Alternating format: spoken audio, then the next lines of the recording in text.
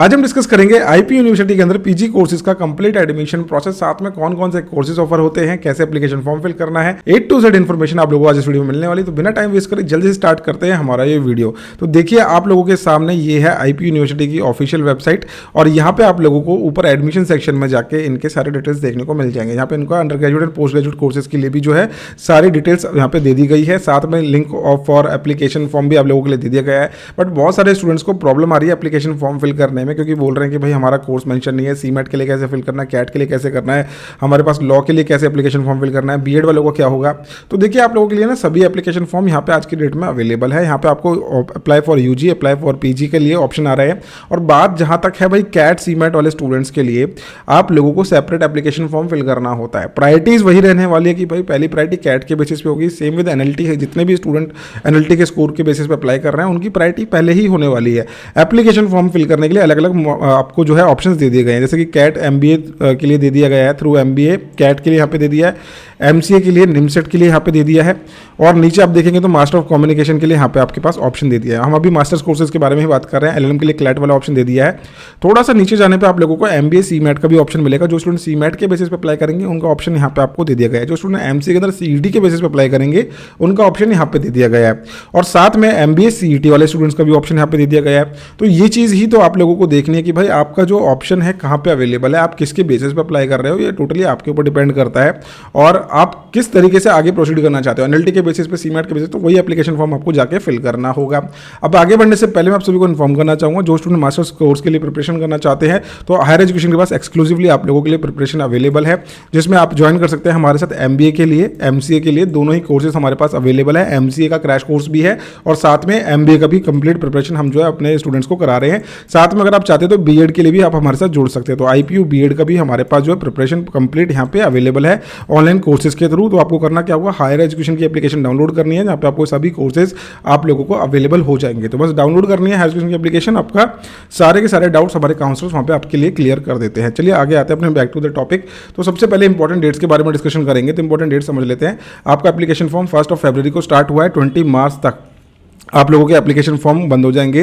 ये कैट वालों के लिए मेंशन करा गया है। दूसरा, जो स्टूडेंट अप्लाई करने वाले हैं एक्सेप्ट एमबीए प्रोग्राम्स में, जो जितने भी मास्टर्स के प्रोग्राम है सबके 31 मार्च तक की जो है एप्लीकेशन फॉर्म की फीस होने वाली है। 1500 रुपये का एप्लीकेशन फॉर्म फिल करना है। और जो स्टूडेंट एमबीए कैट के बेसिस पर अप्लाई कर रहे हैं उनको भी 1500 रुपये का एप्लीकेशन फॉर्म फिल करना पड़ेगा।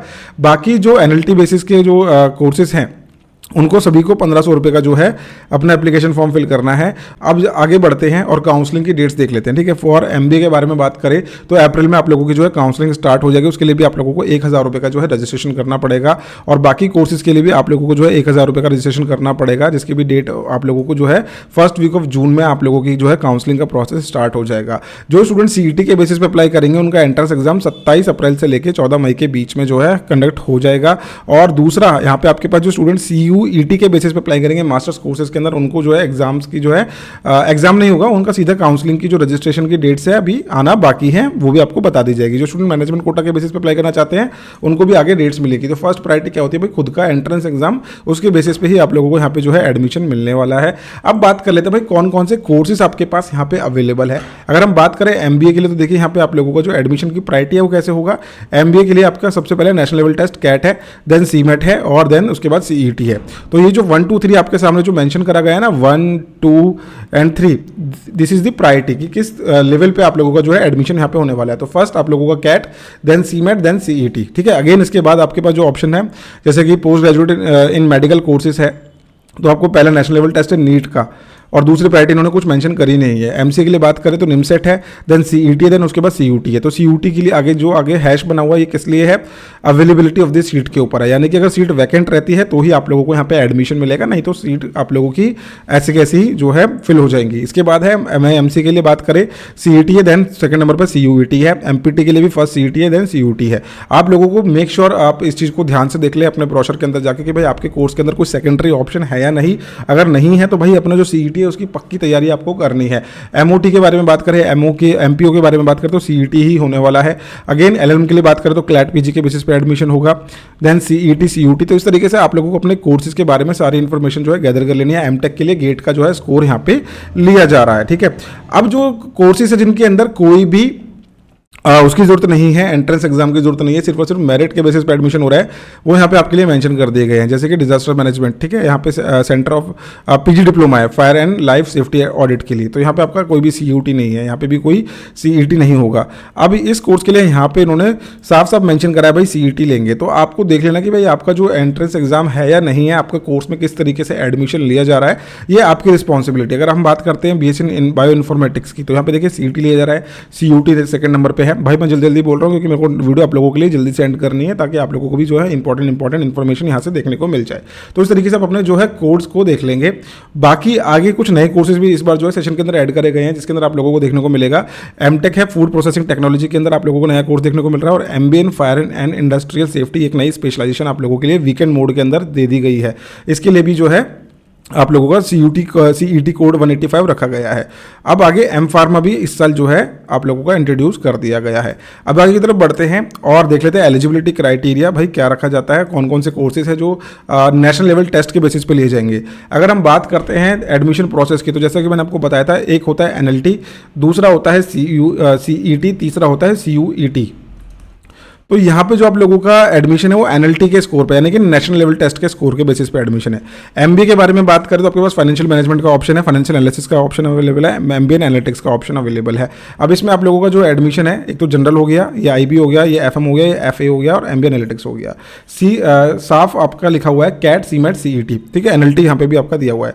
तो एनएलटी बेसिस पे एडमिशन होने वाले सभी कोर्सेज का नाम यहाँ पे आपके पास मेंशन करा गया है। देखिए यहाँ पे आपके पास एलएम के अंदर स्पेशलाइजेशन दी गई है, कॉर्पोरेट लॉ हो गया, इंटेलेक्चुअल प्रॉपर्टी राइट हो गया, क्रिमिनल जस्टिस हो गया, एंड अल्टरनेट डिस्प्यूट रेजोल्यूशंस हो गया। तो अब इस तरीके से आप लोगों को अपने कोर्सेज देख लेने हैं। मास्टर ऑफ डिजाइन के बारे में बात करें तो यहाँ पे भी आपका एनएलटी के बेसिस पे एडमिशन हो रहा है। एनएलटी के साथ साथ में इन्होंने सेकंड प्रायोरिटी भी जो है अपनी मेंशन करी है इन कोर्सेज के अंदर। अब आगे की तरफ बढ़ते हैं, जो कोर्सेज में एडमिशन हो रहा है मेडिकल प्रोग्राम्स के अंदर नेशनल लेवल टेस्ट स्कोर के बेसिस पे, तो यहाँ पे पीजीएमसी, पीजीएससी, एसएसएमसी जो है एग्जाम लिए जा रहे हैं इन पर्टिकुलर कोर्सेज के अंदर। और आगे बढ़ते हैं, जिन कोर्सेज के अंदर तीनों चीजें ली जा रही है, एनएलटी भी लिया जा रहा है, सीईटी भी लिया जा रहा है, सीयूटी भी लिया जा रहा है, वो कोर्सेज यहाँ पे मेंशन है। तो इस तरीके से आप जो है अपना कोर्स पर्टिकुलर यहाँ से देख लेंगे और प्रायोरिटीज देख लेंगे कि भाई क्या प्रायोरिटी पहले दे रहा है आईपी यूनिवर्सिटी। तो ये जो लगभग 11 कोर्सेज हैं आपके, 11 नहीं ज़्यादा ही कोर्सेज है जिसमें एनएलटी लिया जा रहा है, 21 कोर्सेज ऐसे जिनके अंदर तीनों चीज़ें ली जा रही हैं। तो ये आपके पास जो है सारी चीज़ें क्रिस्टल क्लियर है इनके ब्रोशर के अंदर, आप जाके अच्छे से रीड कर सकते हैं। अब आगे की तरफ बढ़ते हैं, मेरिट बेसिस पे जो एडमिशन हो रहे हैं उनके नाम यहाँ पे आप लोगों को देखने को मिल जाएंगे, ठीक है। पीजी प्रोग्राम लिस्ट जिनके अंदर मेरिट के बेसिस पे एडमिशन होगा सीयूटी के बेसिस पे, ठीक है। तो सीयूटी में कौन कौन से कॉम्बिनेशन लिए जाएंगे ये भी आपको देख लेना है। अगर आप इन फर्दर कॉम्बिनेशन के अंदर एग्जाम नहीं दे रहे हैं, इन टेस्ट को सिलेक्ट नहीं कर रहे हैं, तो आप लोगों का एडमिशन आईपी यूनिवर्सिटी में नहीं होगा सीयूटी के स्कोर के बेसिस पे। अब देखिए एक तरीके से आप देख सकते हैं कि भाई यहाँ पे आप लोगों का जनवरी एंड यानी कि भाई 7 फरवरी को सीयूटी पीजी का एप्लीकेशन फॉर्म ओवर हो रहा है। आपके पास मात्र 5 दिन है ये चीज़ देखने के लिए कि आपको कौन सा टेस्ट कोड देना होगा।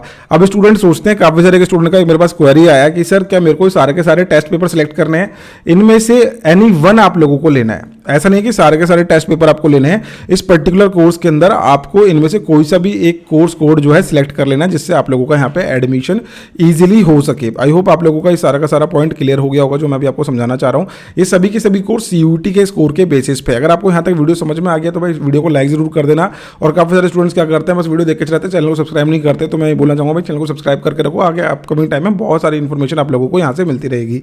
आगे की तरफ बढ़ते हैं और देखते हैं एलिजिबिलिटी क्राइटेरिया क्या है कोर्सेज का। तो हर एक कोर्स की अलग अलग क्राइटेरिया है और आपको वो क्राइटेरिया फुलफिल करना ही पड़ेगा। अगर हम बात कर लेते हैं एमबीए के लिए, तो देखिए 50% आपकी ग्रेजुएशन में होनी चाहिए, और कुछ कोर्सेज ऐसे जिनके अंदर आपके पास स्टैटिस्टिक्स का सब्जेक्ट भी होना चाहिए। वो कौन सा सब्जेक्ट है, यहाँ पे आपके पास इस कोर्स के लिए एमबीए इन फाइनेंशियल एनालिसिस के लिए आपके पास मैथमेटिक्स और स्टैटिस्टिक्स का ऑप्शन जो है सब्जेक्ट होना चाहिए आपकी ग्रेजुएशन लेवल के अंदर। तो ये चीज़ें आप लोगों को जो है क्राइटेरिया फुलफिल करना होगा before proceeding for the admission. अब आगे देखिए एमसीए के लिए भी एलिजिबिलिटी क्राइटेरिया यहाँ पे मेंशन करा हुआ है। लाइक वाइज हर एक कोर्स की एलिजिबिलिटी क्राइटेरिया यहाँ पे इन्होंने दे दी है, जिसका पेज नंबर है 37। तो आप इसको बाद में जाके अच्छे से देख सकते हैं। CUET masters program IP university में करने के लिए आपकी एलिजिबिलिटी क्राइटेरिया 37 पेज पे दी गई है। अब आगे बात कर लेते हैं सीयूटी के सिलेबस के बारे में। तो तो अगर आपको अपने एंट्रेंस एग्जाम का सिलेबस देखना है तो वो चीज़ आप लोगों को कहाँ पे मिलेगी, पेज नंबर 58 पे आपको मिल जाएगी। तो जिस भी कोर्स की आप प्रिपरेशन करना चाह रहे हैं उसका कंप्लीट सिलेबस यहाँ पे मेंशन करा गया है। Specifically for IP university, MBA and MCA higher education के पास आपके पास कंप्लीट जो है मटेरियल अवेलेबल है, साथ में लाइव क्लासेस अवेलेबल है, शॉर्ट एडमिशन की गारंटी है आपको। तो ये चीज़ आप लोगों को अगर करनी है तो भाई आपको करना क्या है, हायर एजुकेशन की एप्लीकेशन डाउनलोड कर लेनी है और हमारे काउंसलर्स के साथ जुड़ जाना है। वो आपको कंप्लीट गाइडेंस कर देंगे टिल दी एडमिशन, साथ में आपकी लाइव क्लासेस के थ्रू, डेली लाइव क्लासेस के थ्रू आपकी एंट्रेंस एग्जाम की प्रिपरेशन जो है हम करवाएंगे। अब एज लिमिट के बारे में बात कर लेते हैं। एक्सेप्ट पीजीएमसी एसएसएमसी के छोड़ के आपकी जो एज लिमिट है वो 35 ईयर्स के अंडर में जो है होना चाहिए। अब आगे की तरफ बढ़ते हैं और आपके पास आ गया नीचे एग्जामिनेशन सिटी सेंटर, जहां पे आप लोगों को एग्जामिनेशन सेंटर आने वाले टाइम में सीईटी के लिए देखने को मिलेंगे। तो जब आप सीईटी के लिए अप्लाई करते हैं तो दिल्ली एनसीआर, दूसरा चंडीगढ़, कर्नाटका, वेस्ट बंगाल, राजस्थान, उत्तर प्रदेश और 7 आपका जो है महाराष्ट्र के अंदर आप लोगों को एग्जामिनेशन सेंटर जो है अवेलेबल है आईपी यूनिवर्सिटी के। अगर हम बात करते हैं इसके एंट्रेंस एग्जाम की तो भाई 400 मार्क्स का आपका जो है पेपर होने वाला है। 100 क्वेश्चन पूछे जाएंगे, हर एक करेक्ट आंसर पर 4 मार्क्स दिए जाएंगे, -1 का डिडक्शन होगा अगर आप यहाँ पे कोई भी आंसर गलत करते हैं तो इस तरीके से आप लोगों को एग्जाम होने वाला है। ओएमआर शीट पे मिलेगा, ऑफलाइन एग्जाम रहने वाला है। जब आप लोगों का ये टाइम आएगा तो मैं आप लोगों को अच्छे से गाइड करूंगा कि किस तरीके से आपको यहाँ पे जाके एग्जाम देना होता है। इंपॉर्टेंट इंस्ट्रक्शन सब कुछ हम यहाँ पे जो है आने वाले टाइम में डिस्कस करने वाले हैं। आगे बात कर लेते हैं ऑनलाइन काउंसलिंग का शेड्यूल, जो कि सबसे ज़्यादा इंपॉर्टेंट है उन स्टूडेंट्स के लिए जो ऑलरेडी अपना एग्जाम दे चुके हैं एनएलटी के अंदर, वो वेट कर रहे हैं ईगरली अपना ऑनलाइन काउंसलिंग के लिए। ऑनलाइन काउंसलिंग के अंदर आपको क्या करना होता है, कॉलेज इसका सिलेक्शन करना होता है। जिस भी कॉलेज में आप एडमिशन लेना चाहते हैं आपको उनका प्रॉपर एक शीट बना के देनी होती है कि भाई मेरी फर्स्ट प्रायोरिटी पे ये कॉलेज रहेगा, सेकंड प्रायोरिटी पे ये कॉलेज रहने वाला है। इस तरीके से आपके जो है काउंसलिंग के 1, 2, 3 राउंड जो है आईपी यूनिवर्सिटी कंडक्ट करता है। फर्स्ट राउंड आता है, फिर सेकंड राउंड आता है, फिर थर्ड राउंड आता है। तो इस तरीके से आपको जो है रजिस्ट्रेशन जो है 4 जून के आसपास देखने को मिलेगी। ये सारे के सारे डेट्स जो है टेंटेटिव है, यहाँ पे पहले ही मेंशन रहता है हर चीज़ के बारे में। तो डेट्स आर टेंटेटिव, तो ये चेंज भी हो सकती है आने वाले टाइम में। कुछ नहीं पता कि भाई एप्लीकेशन फॉर्म कितना आगे जाके एक्सटेंड कर सकता है। तो यहाँ पे देखिए ऑनलाइन काउंसलिंग के अंदर जैसे आपने रजिस्ट्रेशन करा, अपना 1000 रुपये देके आप लोगों की रजिस्ट्रेशन हो जाएगी। आपको दोबारा से सारी डिटेल दोबारा फिल करनी पड़ेगी। चॉइस फिलिंग करने के लिए आपको ऑप्शन मिलेगा कॉलेज सिलेक्ट करने के लिए। देन उसके बाद आपकी सीट अलॉटमेंट हो जाती है। अगर आपका रैंक अच्छा है तो उसके अकॉर्डिंग आप लोगों की सीट अलॉटमेंट हो जाएगी। सीट अलॉटमेंट होती है, आप लोगों को फीस की पेमेंट करनी है। जो स्टूडेंट फीस पेमेंट करेगा उसी का वो कॉलेज माना जाएगा, नहीं तो वो काउंसलिंग से आउट हो जाएगा, वो सेकंड राउंड में नहीं जा सकता। देन उसके बाद आपके पास ऑप्शन आता है फ्रीजिंग ऑफ अलॉटमेंट। तो अगर आप सेटिस्फाइड है सीट से तो आप फ्रीज कर देंगे, नहीं तो आप क्या करेंगे, फ्लोट कर देंगे। ठीक है, फ्लोट कर देंगे तो आप नेक्स्ट राउंड में यहाँ पे आ जाते हैं। और यहाँ पे आपके पास विड्रॉल ऑफ एडमिशन का भी ऑप्शन होता है कि भाई आपको एडमिशन मिल गया लेकिन आपको कहीं और पे भी एडमिशन मिल गया, देन आप ऑनलाइन ही अपना जो है विड्रॉल ले सकते हैं एडमिशन से। तो ये है आप लोगों की ऑनलाइन काउंसलिंग की डिटेल, जो कि अभी आप लोगों के लिए टाइम है भाई इन चीज़ों को समझने में। तो जब टाइम आएगा तो मैं डेफिनेटली आप लोगों को अच्छे से समझाऊंगा। बाय द वे आप हमारा जो है एडमिशन सपोर्ट सिस्टम ले सकते हैं हायर एजुकेशन की एप्लीकेशन पर आके, हम उसमें आपको कंप्लीट जो है प्रिपरेशन करवाते हैं, साथ में आप लोगों को गाइड करते हैं एडमिशन के लिए। Round 1, round 2, round 3 complete information आप लोगों को काउंसलिंग की मिल जाती है। उसके लिए आपको हमारे साथ जुड़ना होगा एडमिशन सपोर्ट सिस्टम के थ्रू। अब आगे की तरफ बात करते हैं और देख लेते हैं लिस्ट ऑफ प्रोग्राम्स के बारे में, भाई कौन कौन सी कॉलेज के अंदर कितनी सीट्स अवेलेबल है। तो अगर आपको ये सारी चीज़ें देखनी तो पेज नंबर 125 पे जाके आप देख सकते हैं। एनएलटी के बेसिस पे बीआर के अंदर आपके पास 80 सीट्स का इंटेक है। मेन कैंपस के अंदर university school of architecture and planning के अंदर, डीटीसी कैंपस के अंदर बीआर की 40 सीट्स अवेलेबल है। तो ये जो सीट्स आप लोग देख रहे हैं ना, यहाँ पे बीआर आपको देखने को मिल रहा है, लेकिन मास्टर्स कोर्सेज का और अंडर ग्रेजुएट कोर्सेज का सब कुछ यहीं पे इन्होंने मेंशन करा हुआ है। तो एमबीए के लिए आप देख सकते हैं कितने सारे ऑप्शंस आपके पास अवेलेबल, ऑलमोस्ट 17 ऑप्शंस आप लोगों के पास अवेलेबल है। पीजीएमसी के लिए आपके पास एक ही ऑप्शन अवेलेबल है, वर्धमान वाला। देन इसके बाद आप नहीं एक ही नहीं है, आगे भी आपके पास ऑप्शंस है कोर्सेज के अंदर एमडी करने के लिए। तो डिफरेंट कोर्सेज हैं, डिफरेंट सीट इनटेक्स हैं, ये आप लोगों को चेकआउट करना पड़ेगा। तो आपके लिए सबसे बेस्ट यही रहेगा, ब्रोशर खोलो और गो थ्रू करो, कौन सा कॉलेज आपके घर के पास पड़ रहा है, किसकी रैंकिंग अच्छी है, ये सब आपको खुद से ही जज करना पड़ेगा। तो ये है detail about the IP university PG courses.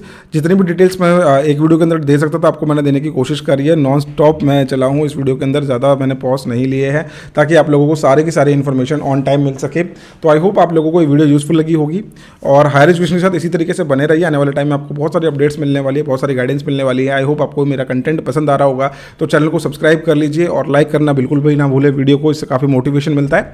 मिलते हैं फिर हम नेक्स्ट वीडियो में इसी तरीके के एजुकेशन कंटेंट के साथ। Bye bye, take care, thank you so much.